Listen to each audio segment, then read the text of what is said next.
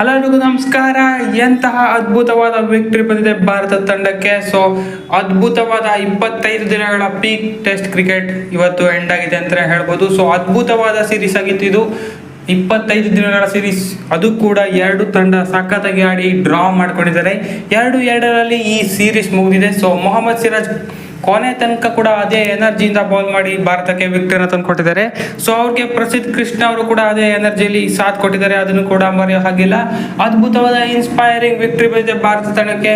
ಜಾಸ್ತಿ ರನ್ಸ್ ಏನು ಬೇಕಿರಲಿಲ್ಲ. ಸೊ 303 ತನಕನೂ ಇಂಗ್ಲೆಂಡ್ 3 ವಿಕೆಟ್ ಅನ್ನ ಕಳೆದುಕೊಂಡಿದ್ರು. ಅದಾದ ಬಳಿಕ ಡಿಫೆಂಡ್ ಮಾಡ್ತಾರೆ ಭಾರತ, ಅಂದ್ರೆ ಗ್ರೇಟ್ ಅಂತಾನೆ ಹೇಳ್ಬೋದು. ಸೊ ಲಾಸ್ಟಿಗೆ ಬೇಕಿದ್ದು ಕೇವಲ 70 ರನ್ಸ್, ಆವಾಗ 7 ವಿಕೆಟ್ ಅನ್ನು ತೆಗೆದು ಬಂದಿರುವಂಥ ವಿಕ್ಟ್ರಿ ಆಗಿರುತ್ತೆ. ಇದು ಇನ್ಸ್ಪೈರಿಂಗ್ ವಿಕ್ಟ್ರಿ ಅಂತಲೇ ಹೇಳ್ಬೋದು.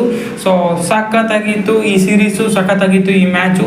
ಸೊ ಕೊನೆಯಲ್ಲಿ ಕ್ರಿಸ್ ವೋಕ್ಸ್ ಅವ್ರ ನಂಬರ್ ಹಾಗೇನೇ ಇಲ್ಲ. ಸೊ ಒಂದು ಕೈ ಡಿಸ್ಲೊಕೇಟ್ ಆಗಿದ್ರು ಕೂಡ ಟೀಮ್ಗಾಗಿ ಬರ್ತಾರೆ. ಸೊ ಒಂದು ಎಂಡಲ್ಲಿ ಇನ್ನೊಬ್ಬ ಯಾರಾದರೂ ಹೊಡೆದ್ರೆ ಮ್ಯಾಚ್ ವಿನ್ ಆಗ್ಬೋದು ಅಂತ ನಿಟ್ಟಿನಲ್ಲಿ.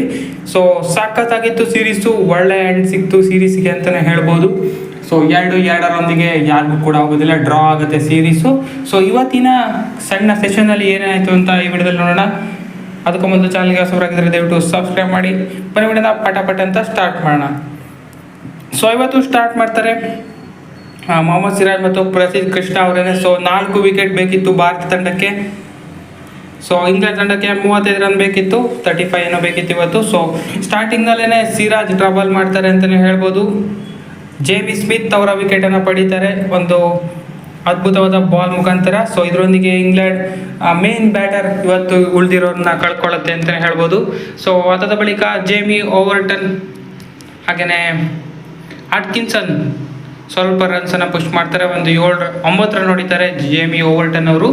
ಸೊ ಸ್ವಲ್ಪ ಇಂಗ್ಲೆಂಡ್ ಟಾರ್ಗೆಟ್ಗೆ ಕ್ಲೋಸ್ ಹೋಗ್ತಿದೆ ಅನ್ನೋಷ್ಟರಲ್ಲಿ ಸಿರಾಜ್ ಮತ್ತೊಮ್ಮೆ ಬರ್ತಾರೆ. ಜೇಮಿ ಓವರ್ಟನ್ ಅವರ ವಿಕೆಟನ್ನು ಪಡ್ಕೊಳ್ತಾರೆ. ಸೊ ಇದರೊಂದಿಗೆ ಭಾರತದ ಹೋಪ್ಸ್ ಇನ್ನೂ ಕೂಡ ಹಾಗೇನೇ ಇರುತ್ತೆ. ಸೊ ಅದಾದ ಬಳಿಕ ಟೈಟ್ ಬೌಲಿಂಗ್ ಮತ್ತೊಮ್ಮೆ ಸ್ಟಾರ್ಟ್ ಆಗುತ್ತೆ. ಒಂದು ಕಡೆ ಗುಸ್ ಅಟ್ಕಿನ್ಸನ್ ವಿನ್ ಆಗೋದಕ್ಕೆ ಟ್ರೈ ಮಾಡ್ತಾ ಇದ್ರೆ, ಜಾಶ್ ಟಂಗ್ ಇನ್ನೊಂದು ಕಡೆ ಸರ್ವೈವಲ್ಗೆ ಟ್ರೈ ಮಾಡ್ತಾ ಇದ್ರು. ಸೊ ಜಾಶ್ ಟಂಗ್ ಅವರ ವಿಕೆಟ್ ಅನ್ನು ತೆಗಿತಾರೆ ಮೇನ್ ಟೈಮಲ್ಲಿ ಅಂತಲೇ ಹೇಳ್ಬೋದು. ಪ್ರಸಿದ್ಧ ಕೃಷ್ಣ ಬೋಲ್ಡ್ ಮಾಡ್ತಾರೆ ಒಂದು ಬ್ಯೂಟಿಫುಲ್ ಯಾರ್ಕರ್ ಮುಖಾಂತರ. ಸೊ ಇದರೊಂದಿಗೆ ಜಾಸ್ತಿ ರನ್ ಬೇಕಾಗೋದಿಲ್ಲ. ಸೊ ಕೊನೆಯಲ್ಲಿ ಸ್ವಲ್ಪ ಹೋರಾಟ ಕೊಡ್ತಾರೆ ಗುಸ್ ಅಟ್ಕಿನ್ಸನ್. ಕ್ರಿಸ್ ವೋಕ್ಸ್ ಬರ್ತಾರೆ. ಅದನ್ನ ಆವಾಗಲೇ ಹೇಳಿದಾಗೇ ಸ್ಪೋರ್ಟ್ಸ್ ಬ್ರಿಟನ್ನ ಮೆಚ್ಚಲೇಬೇಕು ಅಂತಲೇ ಹೇಳ್ಬೋದು. ಯಾಕಂದ್ರೆ ಒಂದು ಕೈ ಡಿಸ್ಲೊಕೇಟ್ ಆಗಿದ್ರು ಕೂಡ ಒಂದೇ ಕೈಲಿ ಬ್ಯಾಟ್ ಹಿಡಿದು ಬರ್ತಾರೆ. ಇನ್ಫ್ಯಾಕ್ಟ್ ಒಂದು ಕೈಯನ್ನು ಮುಚ್ಕೊಂಡು. ಸೊ ಇನ್ನೊಂದು ಎಂಡಲ್ಲಿ ಅಟ್ಕಿನ್ಸನ್ ಏನಾದರೂ ಫಿನಿಶ್ ಮಾಡ್ಬೋದು ಅಂತಹ ಒಂದು ಮನಸ್ಥಿತಿಯಿಂದ ಬಂದಿದ್ರು. ಸೊ ಅದೇ ರೀತಿ ಟ್ರೈ ಕೂಡ ಮಾಡ್ತಾರೆ. ಒಂದು 6 ಹೊಡೆದಿದ್ರು ಅಟ್ಕಿನ್ಸನ್, ಸ್ವಲ್ಪ ಒಳ್ಳೆ ಎಫರ್ಟ್ ಹಾಕಿದ್ರು, ಅದ್ಭುತವಾದ ಎಫರ್ಟ್ ಹಾಕಿದ್ರು ಅಂತ ಹೇಳ್ಬೋದು. ಆಕಾಶದೀಪು 6 ಹೋಗುತ್ತೆ ಅದು. ಸೊ ಅದಾದ ಬಳಿಕ ಜಾಸ್ತಿ ರನ್ಸ್ ಏನು ಬೇಕಾಗೋದಿಲ್ಲ, 7 ರನ್ ಬರುತ್ತೆ ಇಕ್ವೇಷನ್ನು. ಸೊ ಆಮೇಲೆ ಮತ್ತೊಮ್ಮೆ ಸಿರಾಜ್ ಬರ್ತಾರೆ, ಸ್ಟ್ರೈಟ್ ಅವೇ ವಿಕೆಟನ್ನು ತೆಗೆದು ಭಾರತಕ್ಕೆ ವಿನ್ನನ್ನು ತಂದು ಕೊಡ್ತಾರೆ ಅಂತಲೇ ಹೇಳ್ಬೋದು. ಸೊ ಅದ್ಭುತವಾದ ಮ್ಯಾಚ್, ಅದ್ಭುತವಾದ ಸೀರೀಸ್ ಅಂತಲೇ ಹೇಳ್ಬೋದು. 25 ದಿನಗಳ ಹೋರಾಟ ಅಂತಲೇ ಹೇಳ್ಬೋದು ಇದು. ಸೊ ಅದಕ್ಕೆ 2-2ರಲ್ಲಿ ಸೀರೀಸ್ ಡ್ರಾ ಆಗಿದೆ. ಸೊ 2 ತಂಡಗಳು ಕೂಡ ಅತ್ಯುತ್ತಮ ಹೋರಾಟವನ್ನು ಕೊಟ್ಟಿದ್ದಾರೆ. ಭಾರತದ ಸ್ಪಿರಿಟನ್ನು ಮೆಚ್ಚಲೇಬೇಕು ಅಂತಲೇ ಹೇಳ್ಬೋದು. ಯಾಕಂದರೆ ಅಷ್ಟೊಂದು ಸುಲಭ ಇರಲಿಲ್ಲ, ಯಂಗ್ ಟೀಮ್ ಆಗಿದ್ದು, ಇನ್ಎಕ್ಸ್ಪೀರಿಯನ್ಸ್ಡ್ ಟೀಮ್ ಅಂತಲೇ ಹೇಳ್ಬೋದು. ಇನ್ಫ್ಯಾಕ್ಟ್ ಯಾಕಂದರೆ ಮೇನ್ ಪ್ಲೇಯರ್ಸ್ ಅಲ್ಲೆಲ್ಲ ರಿಟೈರ್ಡ್ ಕೊಟ್ಟಿದ್ರು, ಹಾಗೆಯೇ ಇರಲಿಲ್ಲ. ಈ ಸೀರೀಸ್ಗೆ ಹೊಸ ಸ್ಟಾರ್ಟ್ ಆಗಿದೆ ಅಂತಲೇ ಹೇಳ್ಬೋದು ಇದು ಭಾರತದ ಟೆಸ್ಟ್ ಕ್ರಿಕೆಟ್ ಇತಿಹಾಸದಲ್ಲಿ ಅಂತಲೇ ಹೇಳ್ಬೋದು.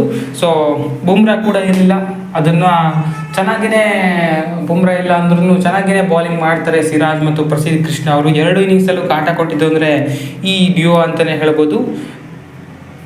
ಒಂದು ಕಡೆ ಮೊಹಮ್ಮದ್ ಸಿರಾಜ್ ಆದರೆ ಇನ್ನೊಂದು ಕಡೆ ಪ್ರಸಿದ್ಧ ಕೃಷ್ಣ. ಸೊ ಫೇಮಸ್ ಡೈಲಾಗ್ ಇಲ್ಲಿ ಹೊಡೆದಿದ್ರು ಮೊದಲ ಪಂದ್ಯದಲ್ಲಿ ಅಂತ ಅಂದ್ಕೊಳ್ತೀನಿ. ಸೊ ಆಮೇಲೆ ಆ ಡೈಲಾಗ್ ಇವತ್ತು ಪ್ರೂವ್ ಆಗಿದೆ ಅಂತಲೇ ಹೇಳ್ಬೋದು ಖಂಡಿತವಾಗ್ಲೂ. ಸೊ ಇಬ್ಬರೇ ಕಾಟ ಕೊಟ್ಟು ಇಂಗ್ಲೆಂಡ್ ಬ್ಯಾಟ್ಸ್ಮನ್ಸನ್ನು ಪೆವಿಲಿಯನ್ ಹಾದಿಗೆ ಕಳಿಸಿದ್ದಾರೆ.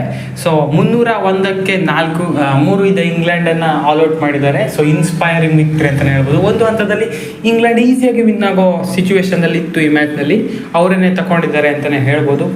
ಅಫ್ಕೋರ್ಸ್ ಖಂಡಿತವಾಗ್ಲೂ ಅದ್ಭುತವಾದ ಬಾಲಿಂಗ್ ಪ್ರದರ್ಶನ. ಸೊ ಟೈಟ್ ಲೆಂತ್ನಿಂದ ಕಾಟ ಕೊಟ್ಟು ವಿಕೆಟ್ಸನ್ನು ತೆಗೆದಿದ್ದಾರೆ.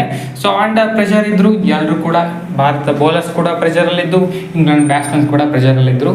ಇದನ್ನೇ ಪೀಕ್ ಟೆಸ್ಟ್ ಕ್ರಿಕೆಟ್ ಅಂತ ಹೇಳೋದು, ಇದನ್ನೇ ಟೆಸ್ಟ್ ಕ್ರಿಕೆಟ್ ಅಂತಲೇ ಹೇಳ್ಬೋದು. So long leave test cricket ಅಂತ ಏನು ಹೇಳ್ತೀವಿ ಅದು ಇವತ್ತು ಮತ್ತೊಮ್ಮೆ ಸಾಬೀತಾಗ್ತಿದೆ. ಯಾಕೆ ಇದನ್ನ ಬೆಸ್ಟ್ ಫಾರ್ಮೆಟ್ ಅಂತ ಹೇಳ್ತಾರೆ ಅಂತ.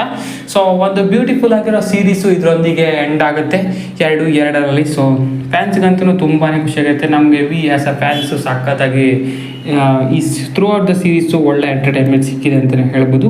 ಅದ್ಭುತವಾದ ಕ್ಯಾರೆಕ್ಟರ್ ಶೋ ಮಾಡಿದ್ದಾರೆ ಭಾರತದ ಯಂಗ್ ಬೌಲರ್ಸ್ ಹಾಗೆ ಬ್ಯಾಟ್ಸ್ಮನ್ಸ್ ಅಂತಲೇ ಹೇಳ್ಬೋದು. ಸೊ ಇದಾಗಿತ್ತು ಈ ವಿಡಿಯೋ. ಸೊ ಇವತ್ತಿನ ಈ ಸೀರೀಸ್ನ ಪ್ಲೇಯರ್ ಆಫ್ ದ ಸೀರೀಸನ್ನು ಭಾರತದ ಕಡೆ ಶುಭ್ಮನ್ ಗಿಲ್ ಅವ್ರಿಗೆ ಕೊಟ್ಟರೆ, ಇನ್ನೊಂದು ಕಡೆ ಹ್ಯಾರಿ ಬ್ರೂಕ್ ಅವ್ರಿಗೆ ಕೊಟ್ಟಿದ್ದಾರೆ. ಸೊ 2 ಕೊಡ್ತಾರೆ. ಒಂದು ಇನ್ನೂ ಡ್ರಾ ಆಗಿರೋದ್ರಿಂದ ಒಂದು ಭಾರತ ತಂಡಕ್ಕೆ, ಹಾಗೆ ಒಂದು ಇಂಗ್ಲೆಂಡ್ ತಂಡಕ್ಕೆ ಕೊಟ್ಟಿದ್ದಾರೆ player of the series. So ಹಾಗೆ ಕೊಡ್ತಾರೆ ಅಂತ ಅಂದ್ಕೊಂಡಿದ್ದೀನಿ ಅಲ್ಲಿ. ಸೊ ಶುಭ್ಮನ್ ಗಿಲ್ಗೆ ಕೊಟ್ಟರೆ, ಇನ್ನೊಂದು ಕಡೆ ಹ್ಯಾರಿ ಬ್ರೂಕ್ ಅವರಿಗೆ ಕೊಟ್ಟಿದ್ದಾರೆ. Player of the match of course Mohammed Siraj.